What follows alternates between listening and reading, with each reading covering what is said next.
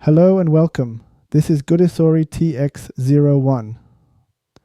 Actually, this case goes under many different names on AliExpress. And as you can see, even the box says something entirely different. Anyway, this case is 1.7 liters and accepts only Thin ITX. It's important to note that regular ITX is not compatible with Thin ITX cases. I will soon show you why. It's all about height. This case costs around $15 and is one of the most inexpensive PC case you can get your hands on.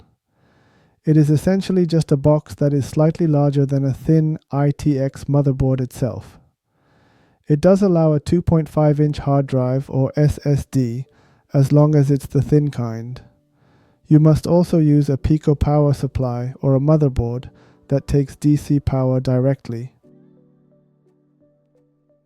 The front panel is plastic in spite of looking brushed aluminum. It does look nice from a distance regardless.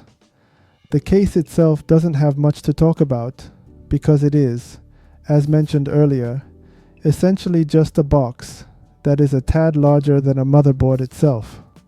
Unfortunately, the power and USB 2 cables are unnecessarily long. Ah yes, the front USB is only version 2. You shouldn't expect version 3 here due to the fact that USB 3 cables are too fat for a small case like this. A Thin ITX case means 1U height, which is a server torque. Looking at the I/O of these motherboards, you will immediately notice the height difference. The audio ports are arranged differently because it's too tall for a Thin ITX case. Therefore, Thin ITX motherboards are specifically designed from beginning to be low profile in everything. So, when you see a case advertising itself as a Thin ITX case, don't expect it to work with a regular ITX motherboard. Additionally, it looks like even the regular RAM is too tall as well. Doesn't even matter though, since I can't even get it in the case.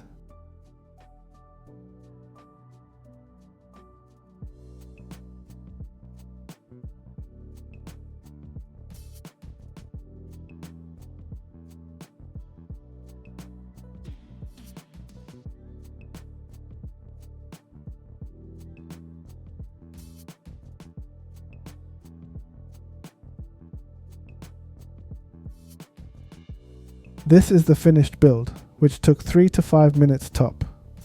The case size is virtually identical to those HP, Lenovo, and Dell Mini PC. I've installed Unix Mint here. If you aren't a gamer, there isn't really a reason to use Windows in the first place.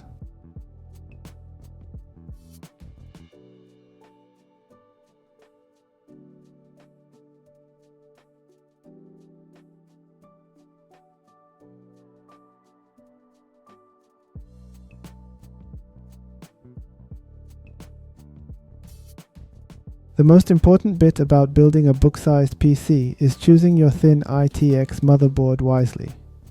It's especially important to find a motherboard that takes DC power directly, which eliminates the need to use a Pico power supply.